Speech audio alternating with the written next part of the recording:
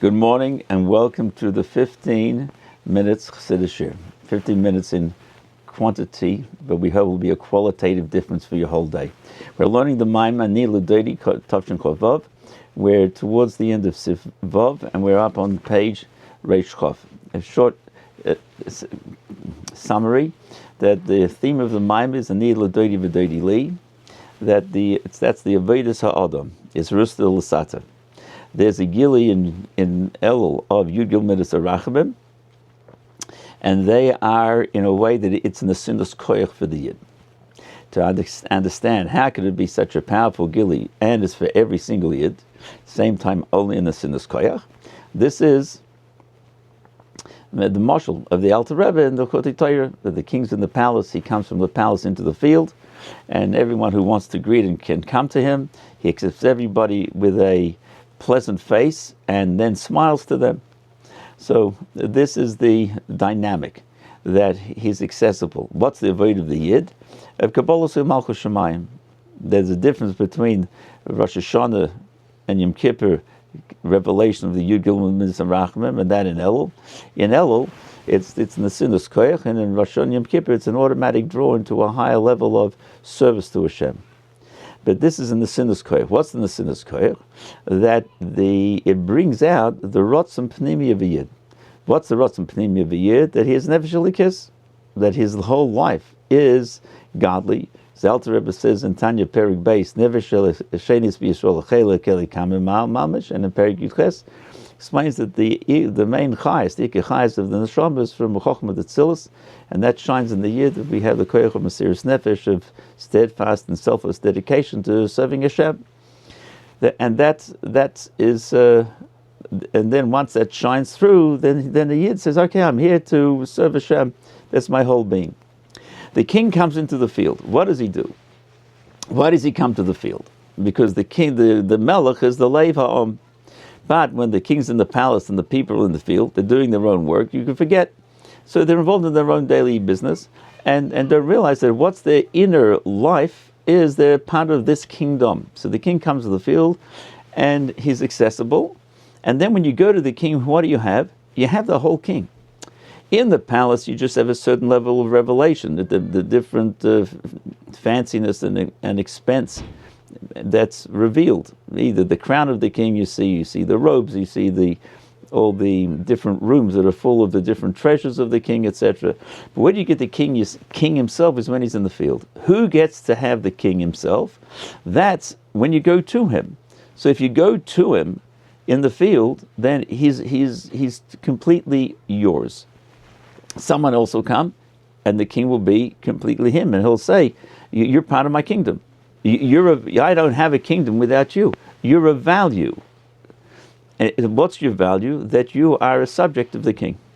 In the Nimshal, you have the Yud Gimel Midas Yerachmiel. The first one is Kale, and the Kale is the first and the source of all of them, and it resonates with the Yiddish Neshama. What level? The Irka core of the Neshama. Because we do have the ability to love Hashem based on our understanding. Deep in his boneness. You think about how Hashem is my life. He gives life to the world. He creates the world yesh ma'ayin, and not only do we have our world, we have all the spiritual worlds as well. And through an extensive and complex, deep his boneness, a person can come to love Hashem, and he has yiras Hashem. So this is a love to be al pi tam v'das, based on one's ability to understand and amount of effort you put in. The deeper level of neshama is l'mayla mitam v'das. The very life energy of a Yiddish neshama itself, that's implanted from above. It's nothing to do with that avodah of the person. His avodah is to bring it out. And in Elul, this is the focus of the Yud Gimel Midas Yerachmiel. They're a very high spiritual level, an infinite level, a level which reveals Hashem's unbridled and unlimited, unformatted love for every single Yid. And this shines into the world. And so it's what Kabbalah Chassidus referred to a koyach makif, an all-encompassing gilui. There's a pnimistic revelations of Hashem called Mamali Kol Alman. you have an all-encompassing revelation of Hashem, which is called Soviv Kol Almin, and they're different in their themes. Mamali is that which resonates with each person individually. Soviv Kol Almin is a revelation of an all-encompassing energy of Hashem, Bligvul, which is what the Yigul Midas Racham Mar. Hashem's a Bligvul Rachamim, Bligvul Ava to every Yid. So when it comes into our world, you might think, okay, how does it come? It comes, and so Hashem's looking for all of Yidden. So they're all part and drawn into this. That's not this focus. This focus is, I'm looking for a Yid. And when it triggers and lands on a neshama, what do you get? The whole Bilti Mugbal Gilui. The same way as when the person comes to the king, you get the whole king. It's not just a group. It's each one's individual. And how do you see that? Because each Yid has the Kale within him. It's Yud, Sar, Kale, Yisrael. Yud, Sar, Kale. Yud is, we learned in the last year, Yud is a continuous action grammatically. The Sar means ruling. And the Kale is the godly peace. So the Kale of the Yud Gil Midas Rachmim lands on the Kale of the Yid. And that's his inner life, energy, that he has a Yiddish neshama. When you have, generally speaking, when there's a Gili Makif, it stays as it's in its category. It stays in its gather and doesn't affect the pnimius, the thing that it shines upon. For example, you have the sun shining. It shines equally everywhere. The sun's shining. Where does it shine? It shines on a palace. It shines on a garbage dump. It shines everywhere. And then it goes away, and that thing's dark. The thing isn't lit up.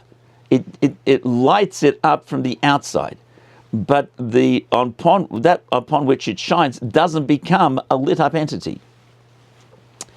There are some, because it's called a makif. It's shining. It's doing its inyan. Where is it going? That's not the focus. The focus of the sun is it's shining. You get in the way, you'll be lit up. You move away, you won't be. You're not going to be. There's no change. It doesn't become internalized. However, there are some things that take a small amount of the sun's energy and they do change. The photosynthesis and every aspect of vegetation, it grows. But you don't get the full impact of the sun. It couldn't. We see that the people get sunburn. The ultraviolet radiation that has their negative effect if you get the full force of the sun. But plants take in a little bit. Man-made solar panels have a similar thing. The energy of the sun is taken in, but those in these examples, it's a keli for a small amount. Here the dynamic is different. There's the gili, bli gvul of Yud Gilman Sarachamim, and they're coming into our spiritual atmosphere, and they're looking for a yid. So when it triggers by a yid, what do you have? Each yid has the full impact of the bilti mogbul gili of Hashem's love.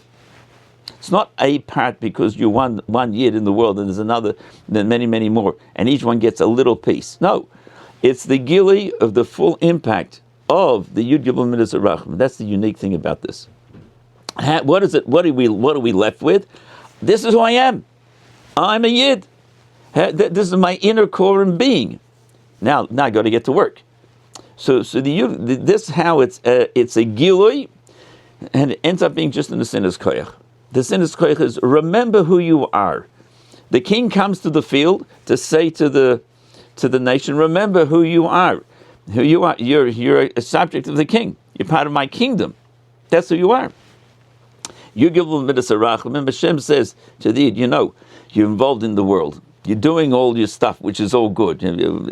From eating and sleeping and going to work and having a family and being involved, and you learn to do mitzvahs. You're doing this. However, there's an inner core. Are you attached to that inner core? You might forget that your ikar chayis is elokus. So comes Elul, and that's triggered. So that can be then a preparation for you to come to Rosh Hashanah Yom Kippur, because he's living more with the inner energy of his Nefesh Elikis. This is the uniqueness about this revelation. So let's learn inside. We're starting on the top of page Reish Chof, and it's after the square brackets, fourth line, 2 words at the end of the line. Every yid, this gili of the Yud Gimel Tzarachim Kale shines to them. Even more, Shegili the Shem Kale should be called Echad V'Echad Miyisrael, who has Sarva Moshel B'Kirbay. This is what it can be. That this revelation of the Kale in every yid, that's what rules him. Rules him means that becomes his identity and his inner energy. The Yisrael who Isis Yud Sar Kale. That's how Yisrael is made up. Zeh Shabitul Elokos Shebachol Echad Miyisrael who are Bitul Shalamayla Mitzam V'das. And that's why the Bitul, the giving of yourself over to Hashem, of a yid, is higher than Tam V'das, higher than reason and logic. You can get that level, reason and logic also, but this is the inner life of what a yid. It's a life. And where does it come from? That's the Nefesh Elikis shining through. Ki Yisrael hu gili oirein ser baruch hu atzmei mamish shalamayim l'shtalshus. Because in the yid, to the yid, you have this revelation of Ein Sof itself, higher than Seder Shtalshus, as Hashem's unlimited love, unlimited attachment, unlimited rachamim. It's called Yud Gimel Midas Harachamim. And that's what's shining to everyone individually. That's the wondrousness of this dynamic. Is mis'oirum is gala b'chinas kel shebachol echad Yisrael, and that arouses and reveals in each yid who he is. And therefore we say, after we finish those square brackets, and that's why it's the Vaynel is Ani L'Doidi, even though the revelation comes from above, because Hashem wants to help you bring that out, is Kiagili Shalamayla Hurak Sib Shal Yodei Mizgala Harosna Pnimi to Ha'odam, because it's only the cause that brings out the inner will, the rotzen pnimi of the person, and now he's got to go get to work. This is that's the focus of the Maamarim. So in this part of the Yos, he brings out the technicalities of how does it work, and how we went from the mashal to the nimshal. What we haven't yet learned inside is the square brackets, which is in the middle of the third line down, and I'm not sure we'll finish it today. Here, there's a difference in the language of what Kabbalah and the ancient philosophers used in relation to the revelation from Hashem. There's a word called shefa. Shefa means a flow of stuff, and so it's non-descriptive. A flow could be anything. So he says, what does Hashem give us? There's a shefa, and they give a shefa, a flow. Kabbalah uses the word oir. Oir means light. So the disadvantage of that word is it gives you a mental picture of light, like some of the big lights shining out, light from the sun. It says Hashem's giving off light. It doesn't mean light. It means energy, a creative, godly energy. But it's called light because in the dynamics between Oir and Shefa. And one example of Shefa is when you have a Rav giving over to a Talmud. He gives over Seichel. That's called Shefa, Hashpah. Loshen Hashpah, Loshen Shefa. He's giving him that Hashpah. In the process of a Rav to a Talmud, there's a lot of effort from both sides. The Rav has to figure out what level is the Talmud on. And he's got to be totally involved in the ideas he's giving over. He can only think one thing at a time. The Talmud has to be a vessel to receive from the Rav. And so in order for the Talmud to get exactly what's his level, the Rav has to figure it out and be totally involved, measured for him. Oir it's a gili. It's a gili of the ma'ir. It's a gili from above. And so it brings with it all of the energy that there is of its source. So we'll learn in Mitzvah Hashem. Next year we'll learn into that, and Mitzvah will continue. Thank you for joining. Have a great day.